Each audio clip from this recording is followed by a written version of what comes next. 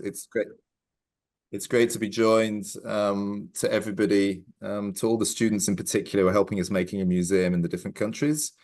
We're going to look at this time really at the raw materials, which is the testimonies, which are at the center of the museum. And one of the issues you raised last time was to look at technology. So we're going to look a little bit this time at the testimonies and the interactive testimony of Ben Ferencz. And really that's the expertise of Zachor and the Scherer Foundation. So I will pass over to them to demonstrate this. And then please do look at it and give us some ideas of how we should use technology with testimonies. What I'll just do first is give you a little bit of an update on the work going on as we are physically also making the museum. You can see here one of the first steps is really to save those buildings. It was Thomas Kraus that said it's 1 minute to midnight to save the buildings. And this is the building which housed the SS soldiers, which I think you've seen. And it was really essential work this winter. It's been very cold, but we are saving and redoing that building. And I think it probably would have collapsed if we hadn't been able to support it and do that work over the winter. We're also working on the gate. You can see it has gone to an expert metal maker who's redoing the original gate, and we're hoping to do the woodwork as well on the far end. And just to show the workers, we have two extremely good workers, a Czech and a Ukrainian. It's often been -10, -15 degrees, and the Ukrainian has really been leading the way and helping us in that quite difficult work of the buildings. And then they've also cleared the warehouse you were in last time. I think you can see there the photos of people in the warehouse in June and the state of it. And it's really being prepared for this stage now of where we will make the museum. And there you can see the plans which have now been submitted. The warehouse is cleaned and it will open in May 2025 for 80 years since World War II. The next steps is to put a floor which unifies the place there and to build that glass wall. We actually have to wait till it's slightly warmer and to the spring to be able to put that floor in. You can see it's got those three functions: the cafe, the activities, in the middle, the theatre and the film, and the teaching area for around 200 people, which is where you were. And then where you're looking at for making a museum, the exhibition space. And you can see the numbers there. Number 1 is the stage. Number 2 will be the testimony wall, where you see a map of the place and you see the events that occurred there. Number 3 is really the audiovisual interaction to seeing the history of the place before the war, during the war, and then in color after the war. And then in the middle, you'll see 8 key people that you will really meet kind of one-on-one within this museum, including Emily and Oscar, but also the Bows, Honest Lustig, and then some of the artists that you'll see in number 5, which is the museum display. We also want to make something of the wilderness, and you can see in there the ruined factory part number 8, which you'll see beyond the glass wall, which will be left a little bit ruined, but we're likely to put we were just doing the agreement now to put a big sculpture in there by Michelangelo Pistoletto, who does a sculpture based on renewal and rebirth in a site. And so that would be great if we have something also in there. That's a little bit where we are. So try and imagine the physical work going on as you make the museum, as you work a little bit on the contents of the place, and really just to recognize your work on the co-design of the contents of the museum. Includes all the work with our partners, Zachor, Scherer Foundation, on the teaching curriculum that you'll be looking at. You can see some of the people where we've got original now testimonies. Thomas Kalini, we've been doing some work on Oscar Schindler's wife, and we've just done one actually on Michelangelo Pistoletto, who's supporting this. We've got your co-design inputs, which we really thank you for, and we know people are developing them and developing their posters to share in June with other students. We wanted 5 countries. We've actually got probably 11 involved, We also think at this moment it's important that some universal themes and some other countries outside Europe are also looking at some of the testimonies. We have one in at some schools actually this week in Zimbabwe are looking at it. And then the art exhibition is being put together of artists starting at zero, the artists that survived and shape our world in art. And that we're aiming for the 30th of June to open that in the Tugendhat Villa in Brno, and it will run till September. And that's the event that we would really like to invite people to. There'll be some new music, some new textiles, and the opening of this exhibition. And then our partner, I just also want to remind you of the Chapman, who holds the archive for Schindler. They have their art competition, and I'm just leaving you the link for that. And then that leads to today. We heard last time, it was great to get your inputs and to see a little bit of the art exhibition. This now is moving to the technology and the interactive testimonies, and really how can we bring alive some of these testimonies? There's a role of technology, artificial intelligence, and kind of more basically also a kind of conversation that it allows to open up with some of these, their stories, their testimonies, and their messages to the next generation. Here's your co-design inputs. Just keep adding to them. They're really superb. They're influencing how we restore the buildings. You'll see we're trying hard to keep the original woodwork. The metal workers are working on the gate. We're keeping the facade of the bricks as they were. The work inside the warehouse is putting back to the original brickwork. We're not trying to add anything new. We've agreed with our neighbor who's doing some work to have a silver path from the railway station to there, and he's agreed to provide some land to do that. So we will have that piece that was suggested, I know, by the Hungarians. We've also found some of the machines, the original machines from the 30s, that will be part of it. The light and dark, you'll see the use of shade and then of color in the exhibition as we go towards survival. The sculpture will have a basis of stones, and we'll try and build in that piece. You'll hear poems and arts and songs livening it up. And then even the look we got from Slovakia and Austria, to use black and white and red, which we have in our textiles and will be part of the look.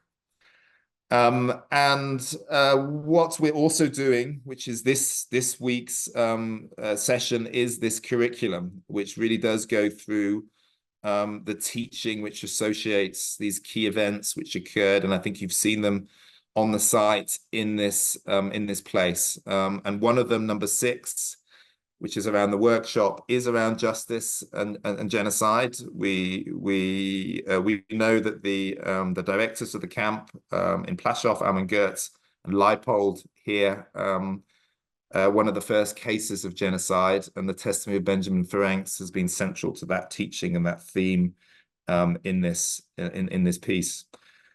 And just also alongside as we go through, Ben Ferencz is a remarkable person, over 100 years of life, but also his testimony of the Nuremberg trials, but his acts beyond that. I actually personally saw his work in Rome when he set up the treaty for the International Criminal Court. He's involved with some of the first cases of humanitarian law, Armin Goetz, Joseph Leipold. There was also one of the testimonies is more difficult in this camp, which was the trial done in Brunynets without this basis of law, and people felt it was very unsatisfactory how it was done, and it stayed with some of the survivors for the rest of their life. So this theme of international law is important in Ben Ferencz. And he carried on from 1920 to 2023. The question today we'll look at a bit is, can we have a conversation with him? How can we display his testimony? He shaped the world for 7 decades, and is crucial to 2 crimes, one of genocide and its definition, which requires an intent, an act, and it's systematic in whole or in part. Each 3 of those pieces are needed, and it's very much his legacy. And he commented right up to the events in Ukraine. He also has some other technology to look at, which is his books, which I always also stress are important forms of technology, have been important for Judaism for thousands of years. His book, Parting Words, have a look when you can at the film about him prosecuting evil. I put some of the comments in there. They're very fine. And maybe just his words as introduction, and I'll pass over to Gabby. But he writes his book, age 101, and it's called Parting Words, and it's a very fine book. It's very accessible. It's his advice generally on life, and this is really how he finishes it. He says, "This book is so cool because I'm in my 101st year. And so perhaps it will be my last. If I have anything to do with it, I will live for another 101 years, and these will be far from my parting words. I have been known to be generous with my opinions, and I intend to carry on being so." And he gives advice. So how do you mend a broken heart? It's like when I'm asked, how do you get to a peaceful world? There's a 10-volume answer for both, and also a one-word answer, slowly. I have been lucky to go from where I started to where I am. I am looking at a picture on my desk of my wife and me. It is in a frame that says forever on it. I carried that picture in my pocket all through the war. Carry your loved ones with you wherever you go, even if they are no longer here. And we will hear now some of his words and some of the ways we can still interact with his life, actually after he died last year. So that's a little bit the background, and just to thank you all for working both on your co-design and on this important teaching activities, which will go into depth of the events that occurred in Schindler's Ark. We're looking forward to showing you with progress in June, and then to building in some of your ideas as we're doing our best into the Museum of Survivors, which this year will start to come into place with the floor, with the glass wall, and then with some of the contents. And the bit we're focusing on here, this is the curriculum, is the interactive digital testimonies and the piece with Ben Ferencz, and really the experts on testimonies who we're very grateful to for all their work is the Zaka Foundation and working with the contents and the Shoah Foundation. So Gabby, I'll pass over to you. Thank you for this introduction. And we are getting into something more interesting. Maybe you have already heard from us here and there talking about the interactive testimonies, which is a very special testimony that was developed by the USC Shoah Foundation. And we have one testimony available, which was conducted with Ben Ferencz, who Daniel talked about in short. But I'm going to introduce him, or actually he's going to introduce himself to you in 1 second. But before we get into it, you can meet him here immediately on my screen. So before we get into talking to him and engaging in a conversation with him, I would like to talk a bit about the dimensions in testimony and this methodology. So in order for you to access, you will have to go to the Eyewitness platform that most of you are very familiar with. If not, then this is maybe the time, and I will give you some free time to discover it on your own. But when you will go to Eyewitness platform, you have to find the educator resources and scroll down and find dimensions in testimony. I'll send you the link in the chat in 1 second. Okay, so what is this technology for? Why can we use it in education? And how can we engage students more and more? This is the goal of this whole idea. And without me talking about it, I will let you hear the colleagues of the USC Shoah Foundation tell you a little bit more about this. So please watch this short video about the technology.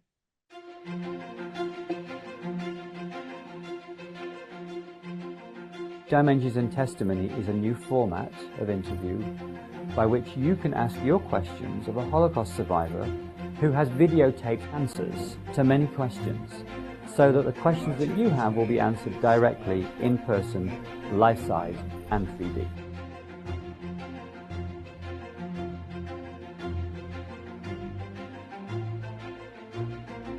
My name is Pinchas Guter.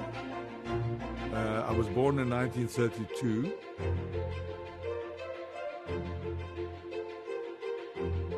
What was life like before the war? I had a very happy childhood. I loved to be together with my family. We understand very well the power of conversation between Holocaust survivors and the younger generation. We've seen it in our schools, we've seen it in our universities. That conversation, that moment of dialogue where I ask my question and I get it answered, is just it's magic in the room when that happens, and we wanted to try and find a way to preserve that as best possible. What's wonderful about conversing with these Holocaust survivors in this interactive form is that it's about you, it's about what you want to know. Conversation allows you to learn in a way that most suits your interests, and that's where the deepest learning takes place. Do you feel hope for the future? I always feel hopeful. If I wasn't hopeful, I wouldn't be talking to you or anybody else about my experiences.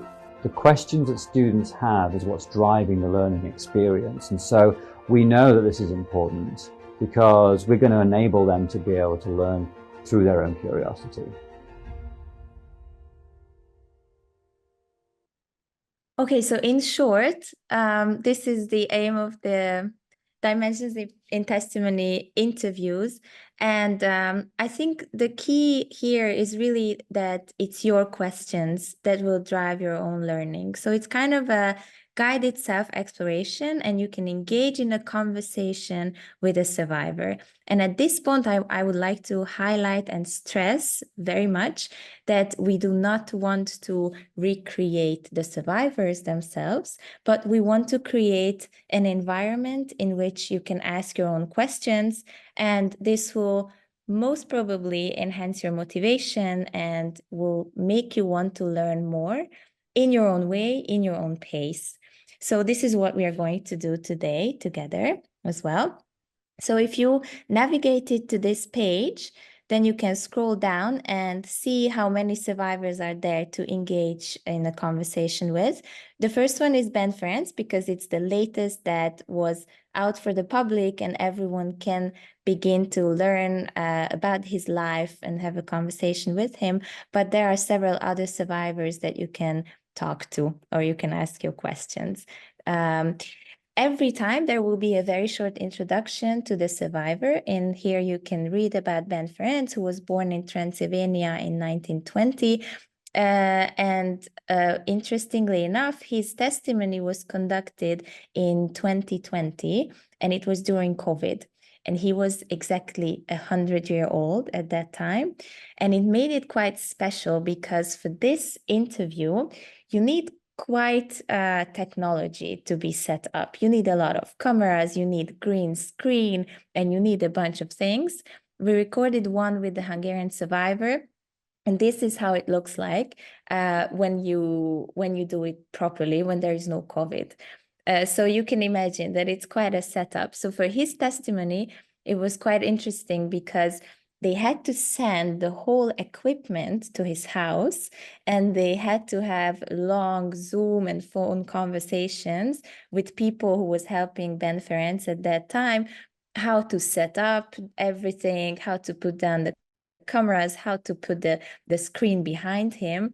And the whole interview was conducted via Zoom. So this is one of its own, like there is no other interview of this kind that was conducted this way, without any intervention of colleagues from the US Shoah Foundation. I mean, like technical intervention.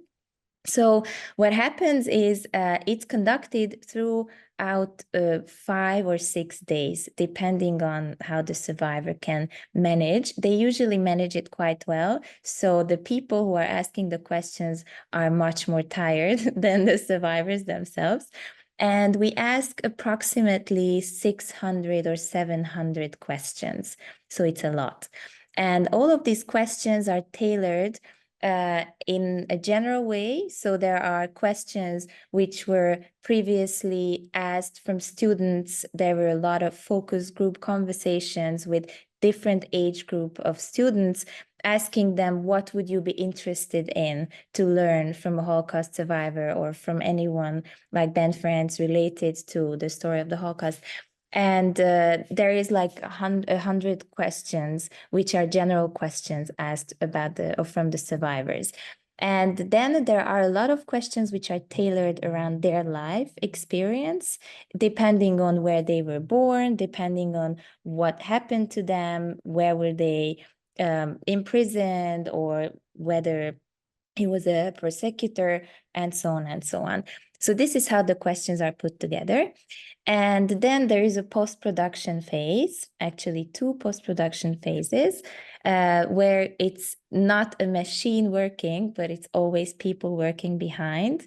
But the way the questions and the answers are paired to each other is supported by technology. So this is when AI comes in. But otherwise, it's really people working in the background, working hard. So the end result is a beautiful interview that you can engage with.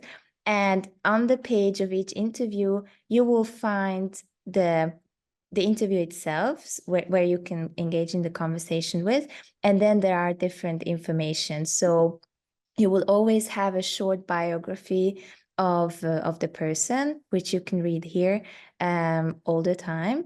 And also you can find out more, for example, in the case of Ben Ferencz, he has his own website, and you can find out more pictures, documents, archival and biographical information. And if you scroll down, there are further resources, and this is especially for teachers. So when you would want to bring this back to your classroom, then there is a guideline for educators in which it's explained very easily and in a digestible way how to approach this whole system, how to engage your students in the conversation. So this is the one for educators. It's only 3 pages, but it helps you in ways of like introducing the person, or ask the person to introduce him or herself, because that's also a question in the testimony. And there are other things, how you can contextualize this whole question. If they are not familiar with the history of the Holocaust, then we give you some support on that as well. And there is a guideline for students too, which is mainly about the nature of the questions, like what kind of questions can you engage with or engage in. So in case of Ben Ferencz, obviously, the main topic is the Nuremberg trials and his work. So these are some suggestions that you can ask him that he would have answers to. And before further ado, I would like to ask a question of Ben Ferencz. And each time there is an introduction, which is 5 minutes long. And maybe I will ask him to introduce himself. We don't have to listen to the entire introduction, but then you have an idea. And then we will ask a more specific question of him about his work. And then I will just let you explore yourselves a little bit. So I will put this in the chat. You can have something like some conversation with him, and then we can come back, and you can also share some of the questions that you want us to hear together. So let's now ask him to introduce himself. Hi, Ben, please introduce yourself.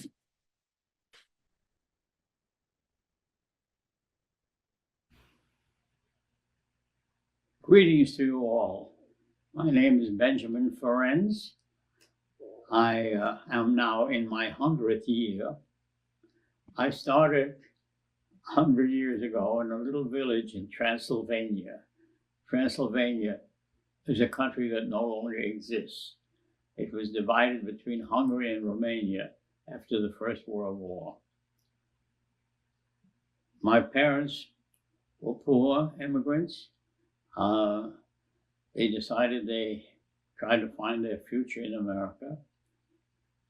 They sailed from Europe, landed in New York Harbor, past the Statue of Liberty, which has been one of our guideposts. My father became a janitor because it was the only job he could find. I slept in the cellar.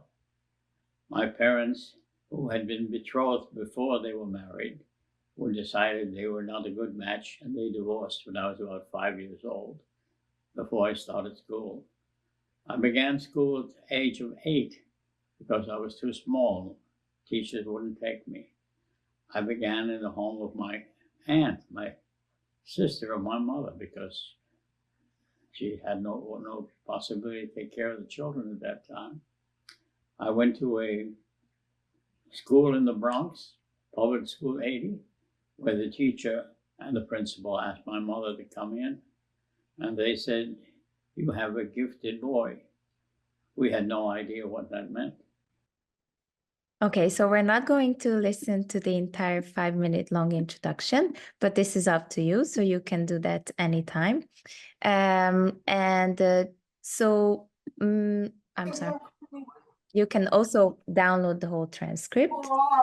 Accidentally press this button, but as you can see, the entire testimony is transcribed. So in case you have difficulty to follow, then this is really helpful for everyone. And as you saw, you can just simply tap the microphone and ask a question, or you can also type any questions that you're interested in. And I tried to look at a few questions beforehand, and maybe we can hear one of the answers which he has for in connection with the Nuremberg trials. So what is the main lesson of the Nuremberg trials?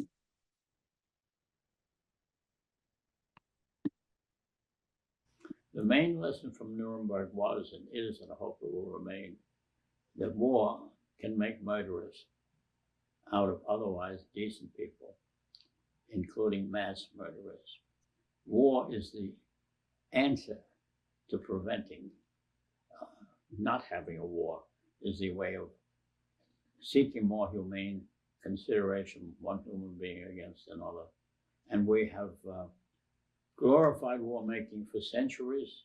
We cannot eliminate it during my lifetime. I'm not a pacifist in the sense that I can't imagine a situation which would justify use of armed force. But basically, this whole civilization of talking about humanity for human beings and then not treating them as human beings. And we see it everywhere. And we're making progress. We have universal declarations of human rights. We have human rights courts. We have human rights recognized as a right all around the world in different countries, but they haven't grasped it in the public eye. They still have wars, and they have wars prompted by the 3 basic causes of war, which I've analyzed. I wrote a lot of books on this subject. You have, first of all, religion. If you threaten their religion, they're prepared to kill and die for it. Second was nationalism. If you threaten their country, they're prepared to kill and die for it. And the third one is their economic circumstances. If you can't feed the family, they're going to rob and steal for it. Those are the 3 causes of war making. And we have to work on those causes and change the way people think about how they deal with problems of that kind. They can't solve the problem by killing somebody else. And it's an awareness I came to at Nuremberg, of course, and elsewhere. And I hope that's what Nuremberg will be remembered for. So yeah, there are a lot of deep answers and meaningful answers, but you also can experiment a little bit and ask things like, what is your favorite pet? Because he does have an answer for this as well. That's a great question, but I don't have an answer. Okay, which is kind of true, kind of not true. So this is a case when you can see how the system works. Previously, I asked him this, and then he said that they used to have a dog, but he doesn't have a dog at the moment. So this is how the system is learning. And the way you can teach the system is that you ask different questions. when you find something which you find irrelevant to your question, you can just simply flag the answer, and then someone in the back will try to match it and rematch the question. Okay, so I think we still have a little time, so I'm just going to share the link with you in the chat, and I would like you to experiment a little bit and try to ask a few questions and see what answers you can get. You can do the simplest ones, like what's your favorite color, but you can also try to ask things about his childhood or anything that come to your mind in relation to your studies or your previous knowledge or just simply your interests. So I would give you maybe 5 minutes to go around and try to experiment and ask questions, engage in a conversation, and then we can come back and share your feedback.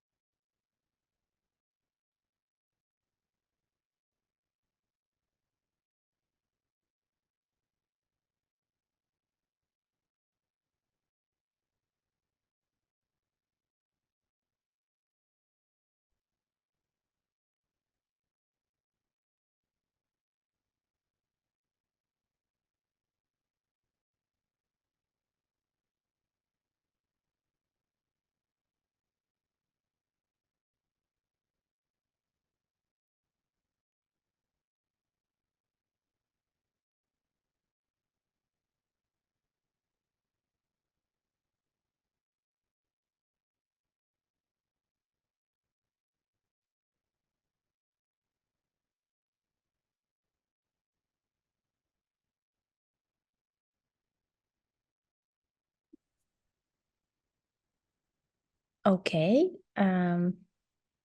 maybe you can come back to the Zoom if you had some experience. Anyone can share whatever they learned. Feel free to unmute yourselves. It's very strange how he does seem to talk to the current situation you're in. I mean, he does seem to have responses which have a conversation with what you're doing, your events that are happening now. When he talks about war, he talks about peace, he talks about the criminal court. Mm-hmm. I did get some different answers to the very similar questions. So there's obviously a piece going on in the background that's also interesting technologically. Yeah. Anyone wants to share some concrete examples?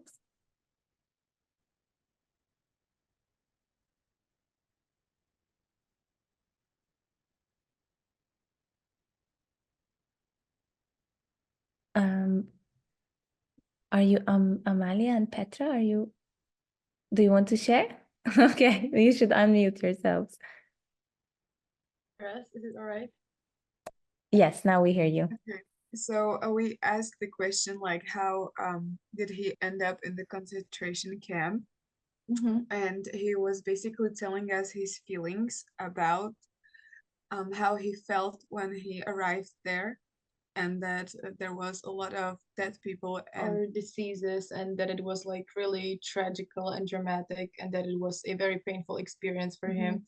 He even had some tears in his eyes, so it was, like very sentimental for us. And we wanted to ask more, but then, we were trying to listen to him, and he said that we should get back. Yes. And so, yeah, but it is really an interesting website, and I think it's a really good idea. And I think more young people and people in general should know about this, because it is way more interactive than you just watching a documentary or something like that. So we really like it. Yes. And you can learn a lot of more stuff, and it's, more memorable for you when you like see the person answering to all your questions and so on. So, and yes, if you were the one asking, so we think it's really good idea.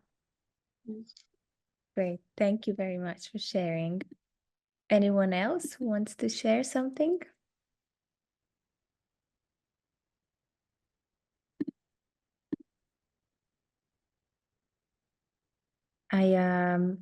I heard someone asked something about what does he think about Schindler?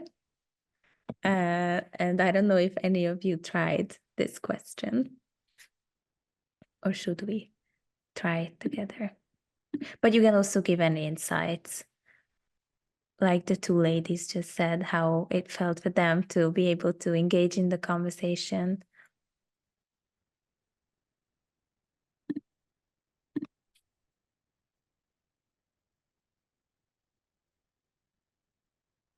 I asked him about the International Criminal Court. He gave 2 or 3 different answers, which was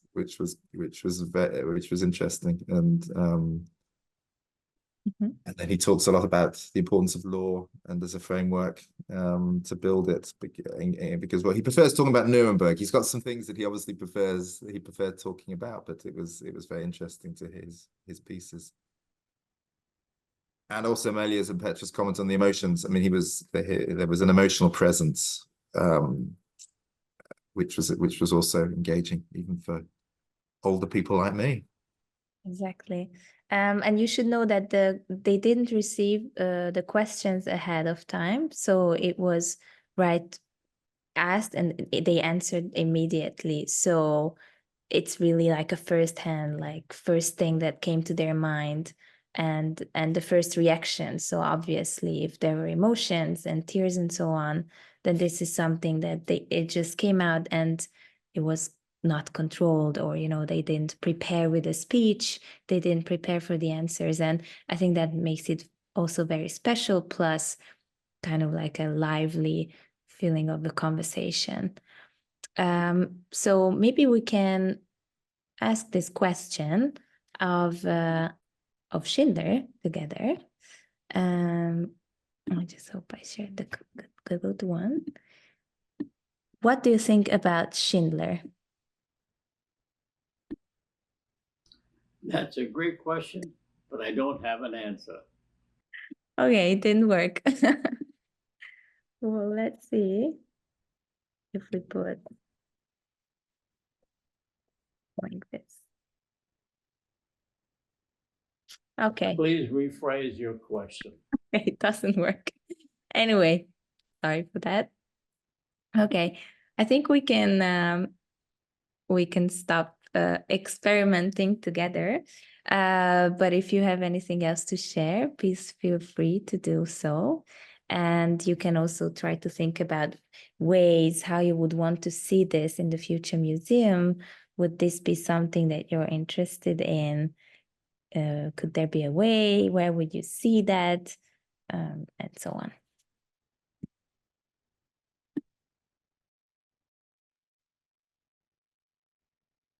Maybe I can ask that of Amalia and Petra, just because you are making a museum with your comments, whether you think this would be useful to show in the museum, and a little bit maybe how you might show it. Is it going to be a group of kids who would ask a question? Do you want to have a one-on-one conversation with him?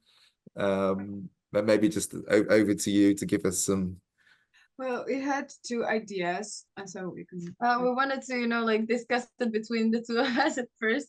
But yes, I had an idea that it could be like some kind of your guide through the museum when you are a visitor. So while you are walking around some kind of, like paintings or different kinds of stuff in the museum, there would be exactly these types of videos, and like it could be some kind of your guide through the museum. Or I had an idea that maybe it could do something similar, maybe at the end or in one room. It could be like a computer where you could ask a person and there would be a list with people you can ask something. I think that could be really interesting, or maybe not in the main building, but somewhere else that you can interact also in this way. Or just like maybe if it wasn't in the museum, I think it would be great opportunity to let people know about this website. So definitely you should share maybe a QR code so they can just scan it with their phones, which is really quick. They don't have to look it up, they just have to scan it with their cameras. And our generation is all about the quick looking up, so I think that could be really useful. Or for example, like Petra said, some kind of separate room, I don't know, in the back of the museum or somewhere like that, where people could, have their own headphones and their own microphone, and everyone can, have like some kind of private conversation with them. So it would feel a lot more personal and, memorable for you. I think that could be helpful. Yes. Those are great. No, those are all great. The guide, we're maybe thinking of some other people. I was actually talking with Thomas Keneally and the Girl in Red as well, because you can do a piece maybe with them. But the idea of a room to the side and then your QR codes to allow to go into the depth. But we would also, I think, like to show this, Ben Ferencz. I have one other question, because it's great to see two of you in a room. And when you have the conversation with Ben Ferencz, does it create a conversation between you two? I'm just wondering whether just maybe you could talk a bit about that. Well, definitely, because we are listening to him and it's also evoking some feelings in us. It really makes you think, about history, about his life, about life in general, And we're discussing just his feelings as well, maybe how we would felt or we would feel in that situation or something like that.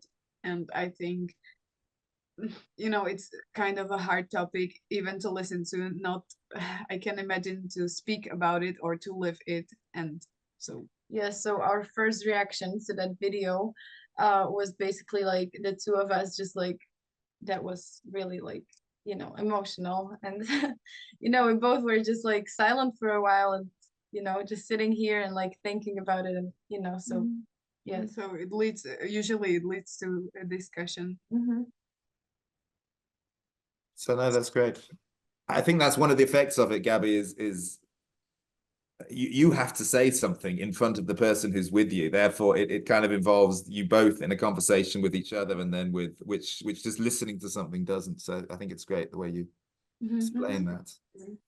And I think one of the advantages of it is having maybe 3 or 4 people can have a conversation with Ben and listen to the different stories, and it creates a conversation in the group. So that's why it's great that you both were listening or were interacting with it together.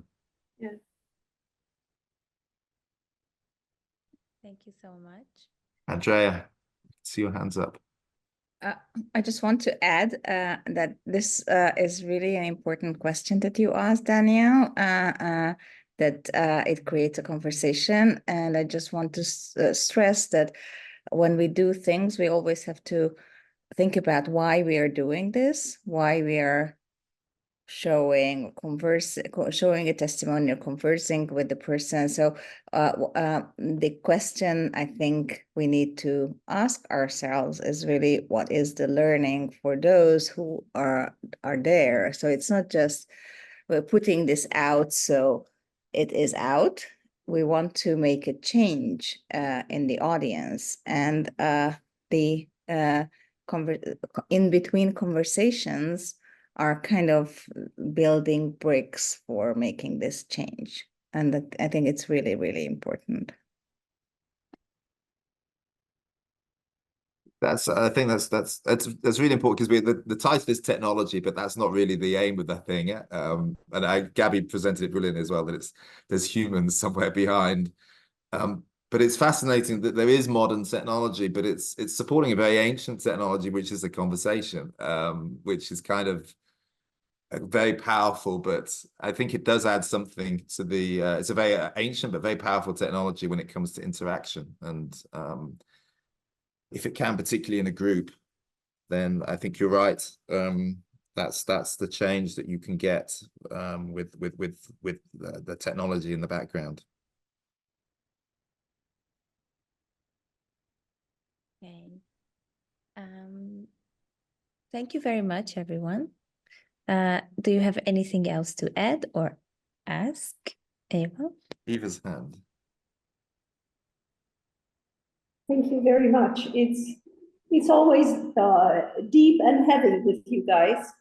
My question sort of follows up on what Andrea said. We need to know the reason why we're doing what we're doing. And I'd like to ask whether there's some sort of a structured plan for a debriefing once these emotions and new thoughts or maybe some conclusions have been reached, so that it doesn't stay just at the level of a conversation, but it's brought to the next level. And if you're in a classroom with a sensitive teacher or trainer, that happens, you debrief. So is debriefing on the emotional side as well as the intellectual side a part of this curriculum?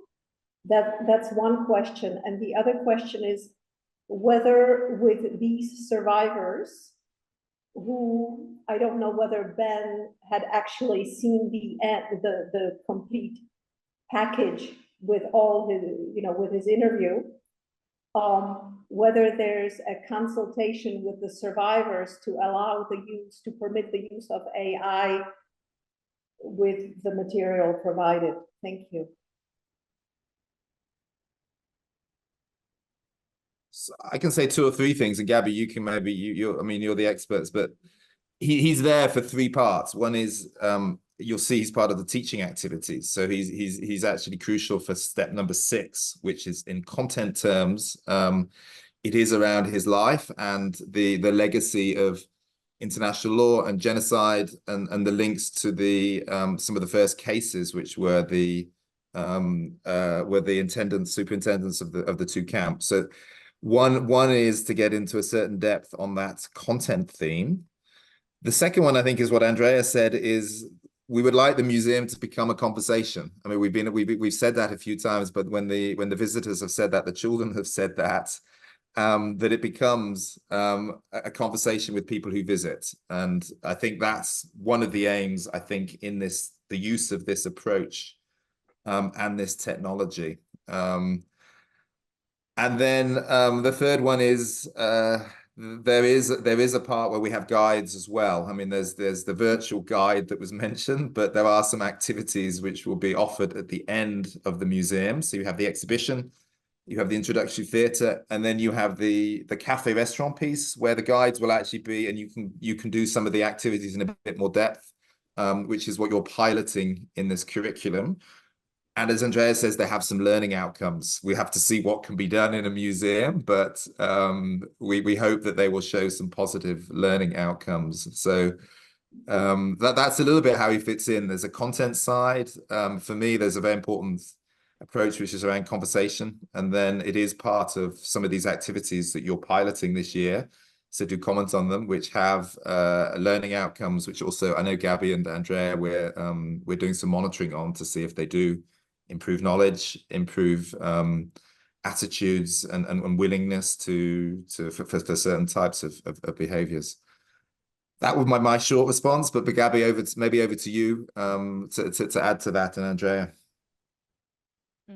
Yes, and thank you. I wanted to also raise this, that we have the testimony activities, which are part of this whole project, and this will most probably and hopefully implemented into the future museum as a part of the museum pedagogy. So if groups are led there, then there will be educators who will be helping them understanding the deeper layers of meaning through testimony and through the constructivist pedagogy of learning, which always has some outcome, and at the end, a conversation and reflection part for students not to leave just a big message, but be able to discuss with each other and, if necessary, with the educator as well.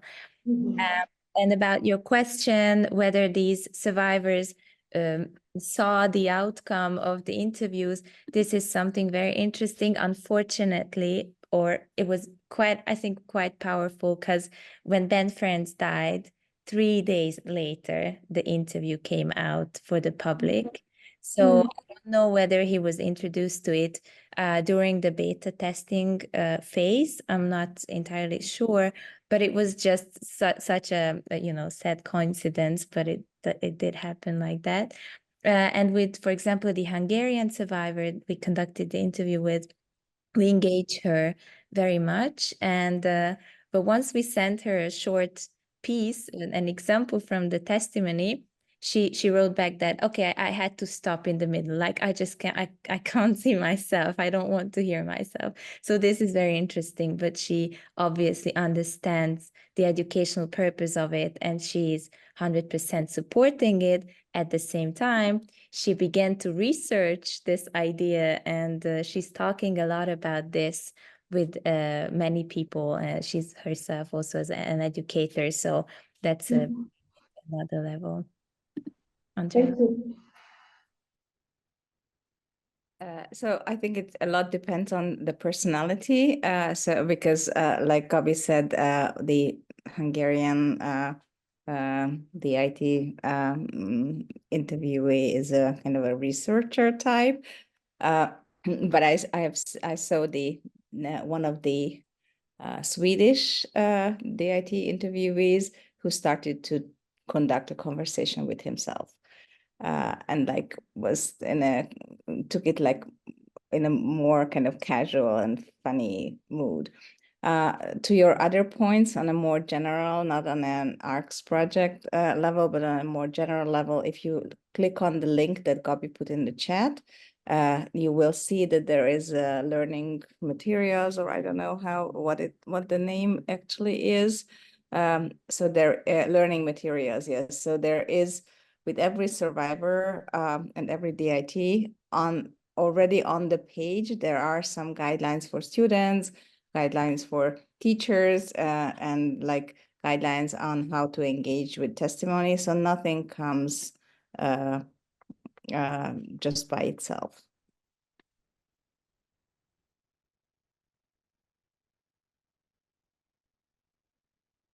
Great. I think we just got to thank Gabby hugely. So and Andrea, thank you, Gabby. You taught us a lot, and also you did it with great enthusiasm. You obviously value those testimonies. You can see in the way you present it. So thank you hugely. And thank everybody as well for their inputs. And I think really do input any more ideas you've got. I've got 3 already today from how to put this into the museum, and also on the teaching activities. Ben Ferencz will be there's 110,000 hours, but there's 8 or 9 people which are important to the teaching objectives of the place, and Ben Ferencz will be one of them. And you've got the curriculum as well this year, so do also test it, provide any feedback you've got, so that we can achieve some of the learning outcomes in the museum. And thank you all hugely for that. And Gabby, well done. Thank you, everyone. This will be available for you, the recording, so in case you missed some parts. Thank you so much.